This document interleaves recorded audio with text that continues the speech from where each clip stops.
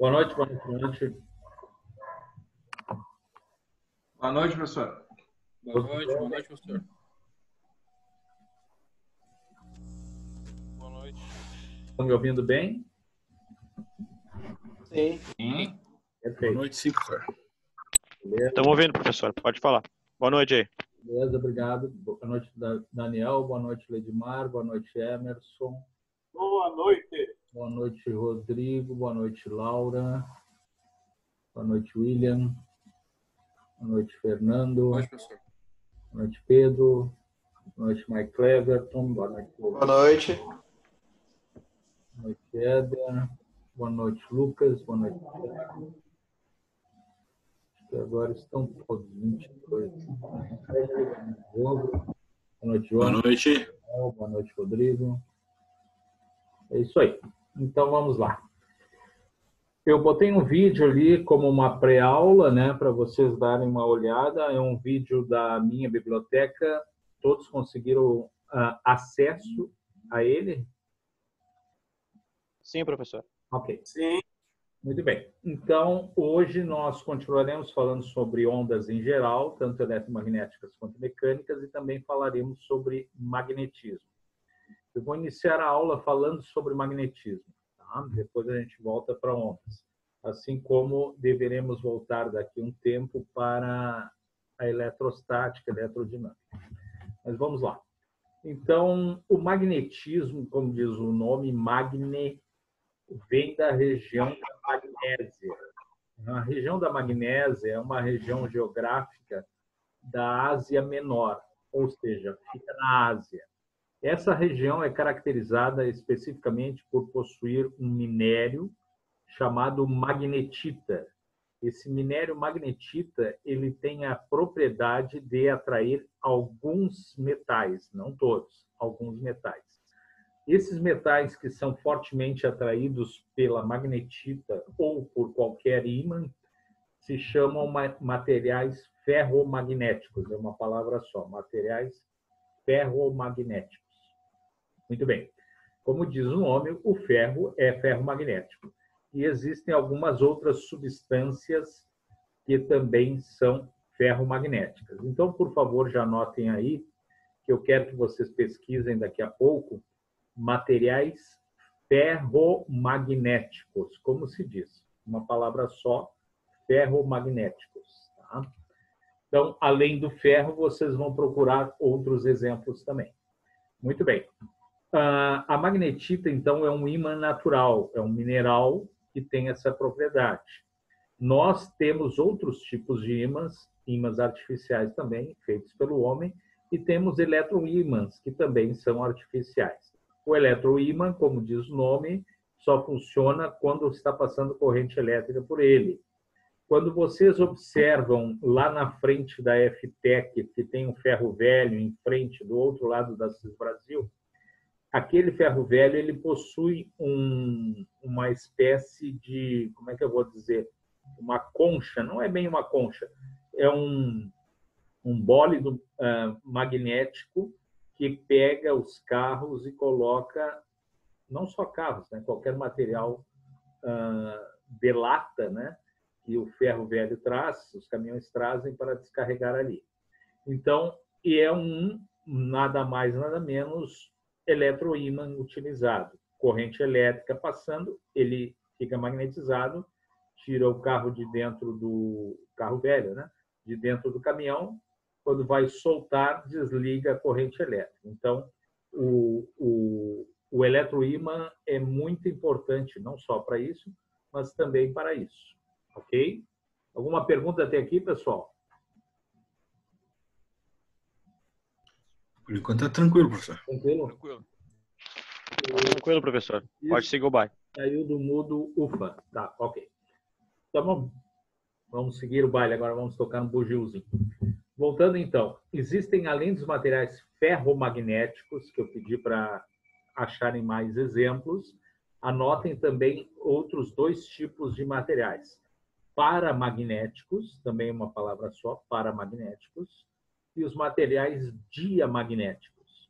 Os materiais paramagnéticos são aqueles que são fracamente atraídos por um campo magnético. E os materiais diamagnéticos são aqueles que são fracamente repelidos por um campo magnético. Então, a gente sempre tem em mente que um campo magnético sempre atrai determinado material ou não atrai, mas não é isso. Ou ele atrai fortemente, ou atrai fracamente, ou não atrai, mas pode repelir fracamente. Por exemplo, um material diamagnético é a água. A água, quando eu falo em água, é água pura, sem mineralização, né? Sem cloro, sem qualquer outro material químico. Sem cloro, sem flúor, sem nada. Água pura, H2O, pH7. A água pura é um material diamagnético. Se estiver correndo água pura, que é difícil, né?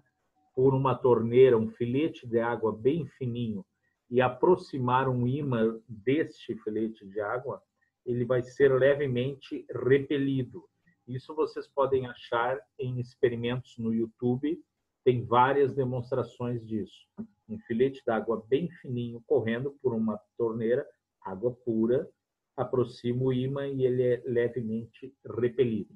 A água, então, é um material diamagnético. Então, voltando, eu quero que vocês achem exemplos de materiais ferromagnéticos, além do próprio ferro, diamagnéticos e, ferromagnéticos, paramagnéticos e diamagnéticos. Lembrando, ferromagnéticos fortemente atraídos, paramagnéticos fracamente atraídos e diamagnéticos fracamente repelidos. Tá? Voltando, então, a magnetita é que deu nome a tudo isso. Só repete essa última parte aí do forte, fraco. Vou repetir. Se tu lembrar, assim, uma dica, ferro para dia. Ferro para dia. Ferro é o mais potente, é o que atrai fortemente, né? O para é menos potente, é o que atrai fracamente, e o dia, todos, né? E o dia magnético é o que repele fracamente. Ou seja, ferro magnético é o forte, paramagnético é o fraco e diamagnético é o que repele fracamente. Tá? Beleza. Perfeito. Vocês até vão achar como exemplo o alnico. Alnico é AL de alumínio, A maiúsculo, L minúsculo, NI de níquel, N maiúsculo e minúsculo, e cobalto, se eu não me engano, C maiúsculo, O minúsculo, alnico.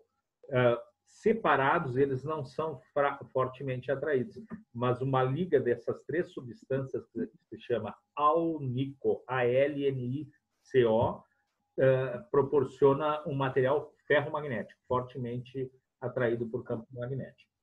Mas voltando então, nós temos que o nome magnético veio da magnetita, que tem na Magnésia, que é uma região da Ásia Menor. Não me pergunte onde é que fica na Ásia Menor, que eu não tenho a mínima ideia, só sei que fica na Ásia. Mas em que parte da Ásia eu não sei dizer. Mas voltando. Então, os materiais magnéticos, o nome tem origem devido a este mineral. Lembrando que o planeta Terra ele tem um campo magnético muito intenso, né? Como é que a gente pode observar isso? Com uma bússola. Uma bússola proporciona-se saber se estamos indo na direção norte-sul, sentido norte, sentido sul, ou em outras direções, leste-oeste e as outras inclinadinhas aí, né? Mas a direção norte-sul é proporcionada na agulha da bússola se saber devido à interação do campo magnético da Terra com o campo magnético da agulha da bússola. A agulha da bússola é um pequeno ímã. Então, da interação do campo magnético de todo o planeta com a interação com a agulha da bússola, que é magnetizada, é um pequeno ímã, proporcionam com que ela dê a direção norte-sul. Aí a gente escolhe o sentido norte ou sentido sul. Quando se fala em Polo Norte, onde mora o Papai Noel, se fala em Polo Norte geográfico. No Polo Norte geográfico, perto dele, fica o Polo Sul magnético. Vou repetir. No Polo Norte, para dar referência, onde mora o Papai Noel, na Lapônia. Tá? Não me diz que não existe Papai Noel, porque eu vi, tem na TV, então é verdadeiro. Então, na Lapônia tem Papai Noel, no Polo Norte geográfico. Perto do Polo Norte geográfico tem o Polo Sul magnético. Já na Antártida, no Polo Sul geográfico, onde moram os pinguins, tá? Perto do Polo Sul geográfico fica o Polo Norte magnético. Ou seja, são invertidos os polos geográfico e magnético no planeta Terra, mas nem sempre foi assim. Já houve época, muito tempo atrás, em que os polos geográficos e magnéticos terrestres eram coincidentes. Ou seja, já houve época que o polo norte geográfico, o Ártico, ficava no polo norte magnético. E o polo sul geográfico, né, a Antártida, ficava no polo sul magnético. Mas os polos magnéticos eles estão girando numa velocidade muito pequena. Esse eixo que une os polos magnéticos gira em torno da Terra, mas numa velocidade muito pequena. Como é que se sabe que já foram coincidentes? Porque os geólogos, que, como diz o nome, né, entendem do planeta, né, da geologia, do gel da Terra, né, eles, ao cavarem regiões que têm muito gelo antigo, quanto mais profundo o gelo, quanto mais cavado é o gelo, mais antigo é o gelo. Então, eles sabem por metros, por centímetros, por milímetros, por quilômetros, quantos metros equivalem a quantos anos atrás. Porque o gelo vai se acumulando em camadas, né? Da umidade do ar vai congelando, vai se acumulando em camadas. Então, quanto mais profundo o gelo no Ártico e na Antártida também, isso é um gelo mais antigo. E aí o pó de ferro que tem no próprio ar, existe pó de ferro, e o ferro é ferro magnético, funciona como pequenas agulhas de bússola, eles ficam exatamente na posição que era a direção norte-sul naquela época. Então, digamos que cavou o suficiente para pegar 100 mil anos, 1 milhão de anos atrás, aí pela profundidade se sabe que é 1 milhão de anos atrás, pela profundidade, sabendo-se a idade, verifica-se a posição da limalha de ferro. A limalha, estou exagerando, é pó de ferro, né? Para verificar que naquela época não era polo norte geográfico, sul magnético, não era polo sul geográfico, norte magnético. Era mais defasado, defletido do que é hoje. Tem um estudo também na placa tectônica, professor. No caso fundo do das oceano. placas tectônicas, dá para estudar a Pangeia, né? Quando foi da Gondwana que foi separando os continentes, mas não o campo magnético. O campo magnético é necessário essa questão de profundidade no gelo, porque o gelo, como diz o nome, congela naquela posição o que era norte e sul. São pequenas bússolazinhas que passam a ser aqueles pós, né, de ferro. Voltando então, isso está em movimento. Desculpa. No momento, o polo norte geográfico fica pertinho do polo sul magnético, mas está em movimento ainda. Então, daqui a pouco não, daqui a muitos anos vão voltar a ser coincidentes. Polo norte geográfico com norte magnético, polo sul geográfico com sul magnético. Mas isso precisa milhares ou até milhões de anos. Eu não tenho preciso isso, mas é muito tempo que leva para fazer essa volta. E aí, quem for vivo nessa época e tiver bússola, a bússola vai marcar o contrário, a direção norte-sul a mesma, mas o norte, o sentido será o contrário, o sul será o contrário do que é agora. Okay? Alguma pergunta, pessoal? Não? Então, vou continuar. Muito bem. Quando eram coincidentes os polos geográfico e magnético, o planeta Terra estava na Era Cambriana. A Era Cambriana é anterior à Era Jurássica, a Era dos dinossauros. O dinossauro é bem mais recente do que a Era Cambriana. Então, a Era Cambriana é muito antiga. Nessa época, já se descobriu, como eu disse, o processo, né, de cavar o gelo, que os polos geográficos e magnéticos eram coincidentes. Muito bem. Para quem já estudou um pouco de geologia, já viu que na era cambriana foi a época que houve maior afloramento, maior aparecimento, tanto de espécies animais quanto vegetais no planeta. Nunca antes e nunca depois houve tão grande número numa era como naquela época. Então, eu pergunto para vocês, isso é tema de estudo para vocês, tá? Então, anotem aí, por favor. A pergunta é: existe ou não correlação? Anotem, por favor, vou repetir. Existe ou não correlação entre, no período cambriano, ser grande o número de afloramento de espécies animais e vegetais no planeta com o fato de serem coincidentes? Na época... Fala mais devagar aqui, não se perdeu. Repete aí que não deu, só repete aí devagarinho. Vou repetir, mas deixa eu terminar o raciocínio. Na época do período cambriano, o polo norte geográfico era norte magnético, o polo sul geográfico era sul magnético. Então, a pergunta, vou repetir bem devagar agora. Existe ou não uma correlação? Correlação quer dizer relação daqui para lá e de lá para cá. E um influi no outro. E o outro influi no primeiro. Existe ou não uma correlação entre o fato de que, no período cambriano, que é quando teve o maior número de aparecimento, afloramento de espécies animais e vegetais no planeta. Cambriano. Cambriano. C-A-M-B-R-I-A-N-O. Normal, como se fala. Cambriano. Se a correlação entre esse grande número de afloramento de espécies animais e vegetais com o fato de... Calma. O senhor está muito rápido. O período cambriano, que é quando teve maior afloramento de espécies animais e vegetais no planeta. Nunca antes e nunca depois. Afloramento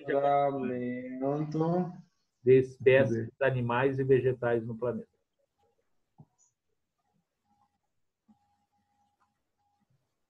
Deu? Afloramento. Bem, professor, desculpa, eu tive que dar uma saidinha ali. Essa pesquisa sobre o cambriano e o polo magnético é para fazer como agora, rapidinho, ou para fazer e mandar depois? Eu já digo. Eu parei no afloramento. Tudo é para mandar anexar. Tudo é para mandar para anexar. Tudo que eu teve maior afloramento. Isso.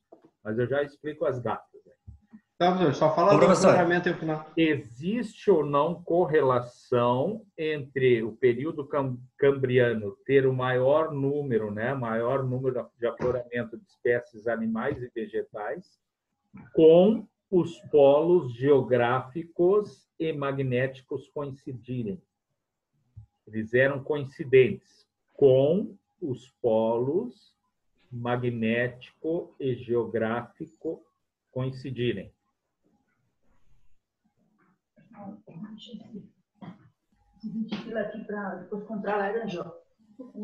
Bom, isso não é uma pesquisa fácil. Portanto, vale muito mais e eu vou dar mais tempo para vocês. Tá? Esta pesquisa aí, eu vou pedir para a semana que vem. Vocês têm 7 dias. Tá? Tá lá no de hoje. Vão anexar no de hoje, na tarefa de hoje. Tem aula semana, 7 dias para a entrega. Tá?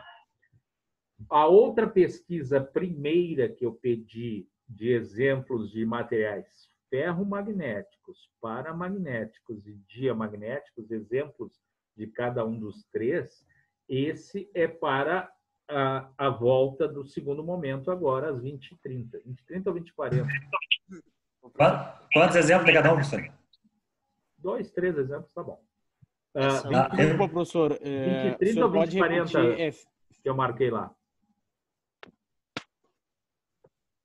20h30, professor. 20h30 tá marcado. 20h30. Para agora, às 20h30, é somente 2, 3 exemplos de materiais ferro, 2, 3 exemplos de materiais para e 2, 3 exemplos de materiais diamagnéticos. Tá? Você só bota no Word, não precisa botar... Desculpa, colega. É só botar no Word ali, não precisa botar nome, nada. É só botar numa folhinha os exemplos e deu, né, professor? Não, contrário. Tem que botar o nome em cima. Se for fazer no caderno, não tem problema. Essa é de hoje. Né? Aqui é para pouco. Se for fazer à mão, não tem problema. Bota o nome na folha de papel que me facilita. Aí tira a foto e manda. Ou no Word, se preferir. Mas sempre bota o nome. Tá, beleza. Muito obrigado, professor. Muito de nada. Alguma pergunta? Professor. Oi? Pois não? Não, é que eu... Desculpa, professor, tocou o telefone. Não, é que eu... Assim, ó, ficou assim, ó. Existe ou não correlação entre o fato de, no período... Isso. Existe ou não correlação entre o fato de, no período... Cambriano, ter o maior número de afloramento de espécies animais e vegetais com serem coincidentes os polos magnético e geográfico. Tá?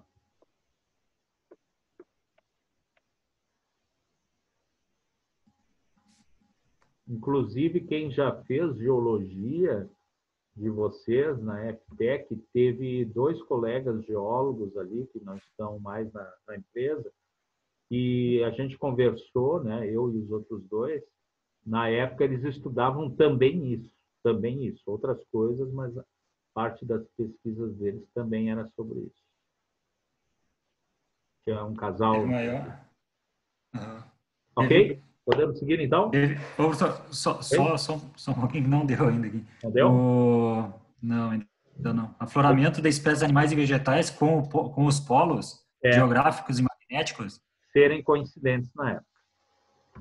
Tá, obrigado. É isso aí. Obrigado, disponha. Continuando, então. Então, já temos tudo isso aí, né? Temos a questão do nome, do histórico, né?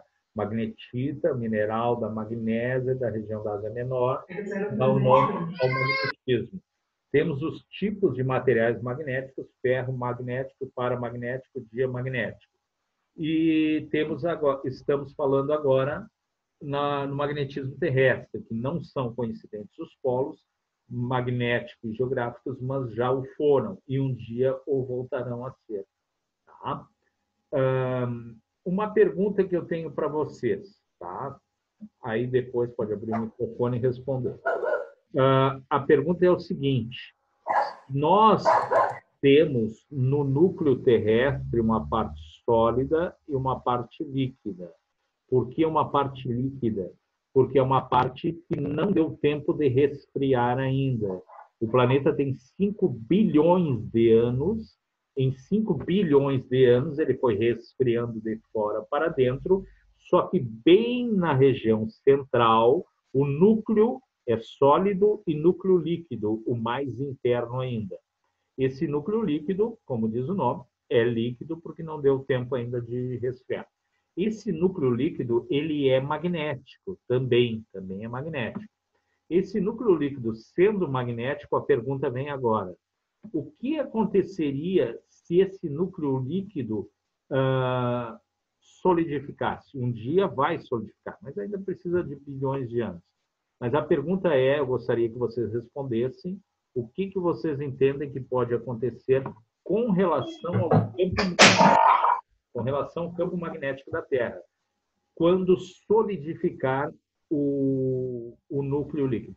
Pessoal, está marcando 10 minutos aqui, são 19h27, às 19h37 vai parar o... E aí nós voltaremos 20h30. 20h30, né? Vocês falaram que eu botei lá. Então... Não teremos mais polos magnéticos. Quem é que fala? Kleber. Kleber, tu disse que não teríamos mais campo magnético, é isso? Mais polos, né? Polos magnéticos. Por que, Kleber? Por que tu chega a essa conclusão? Porque eu acho que o o NIF lá embaixo, ele está girando na mesma rotação da Terra.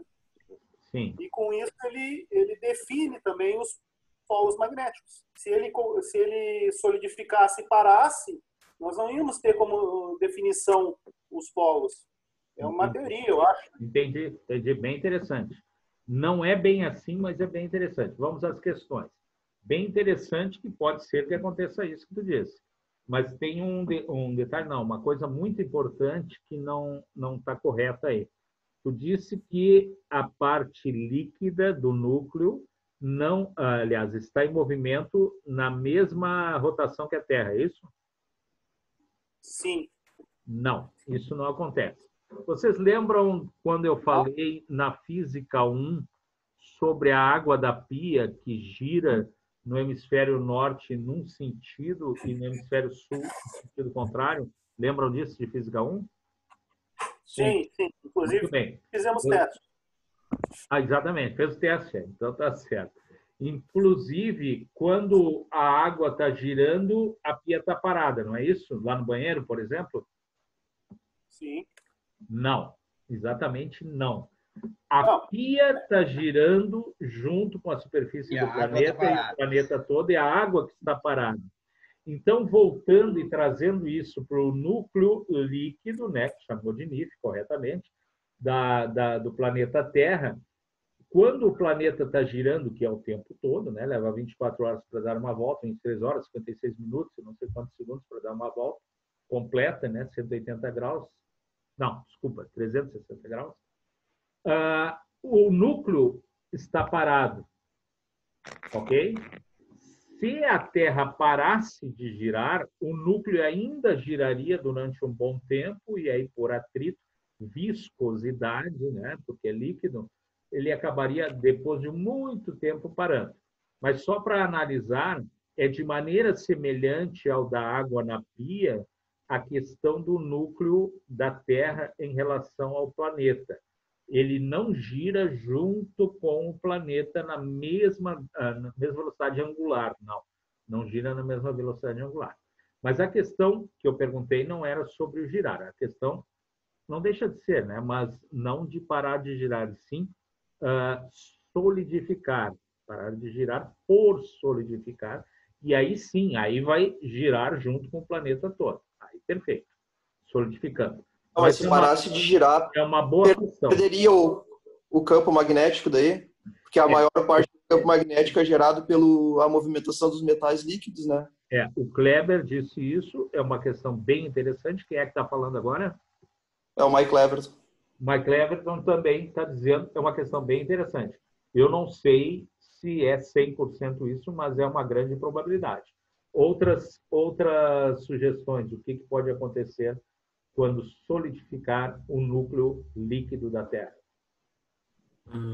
Por acaso os polos não ficariam fixos aí? Em que sentido fixo? Eu não entendi o que seria. Tipo, o senhor mesmo falou, que eles ficam, tem uma rotação. O polo agora está invertido, os polos, né? Tanto o magnético e o geográfico. Se solidificar, ele não vai parar de mover esse campo magnético também? Sim. Diz o eixo que liga o polo norte geográfico, norte magnético, sul magnético. Sim.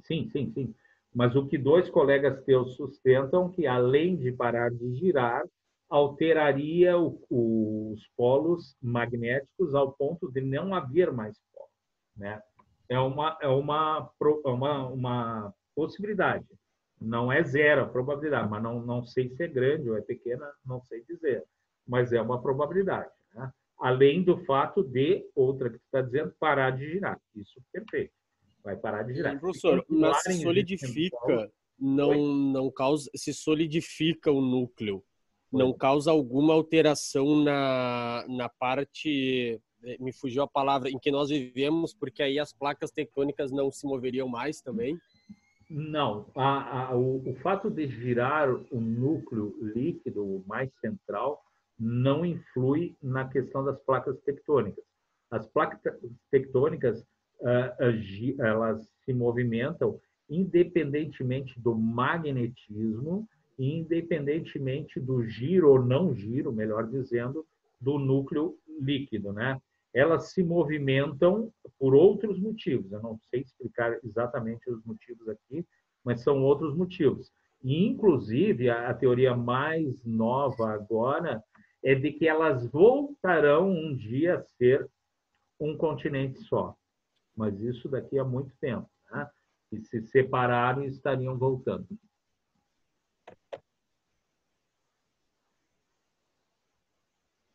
Está falando da polaridade da Terra aqui, o Sidney. Obrigado, Sidney. Vamos verificar no vídeo ali. Muito bem. Então, 19h37. Temos 4 minutos ainda. Voltando. Então, o que tem de atividade para entrega até as 20h30? Materiais, exemplos, ferro, para e diamagnético. Tá? Além disso, já podem começar o processo da outra atividade que eu estou dando uma semana.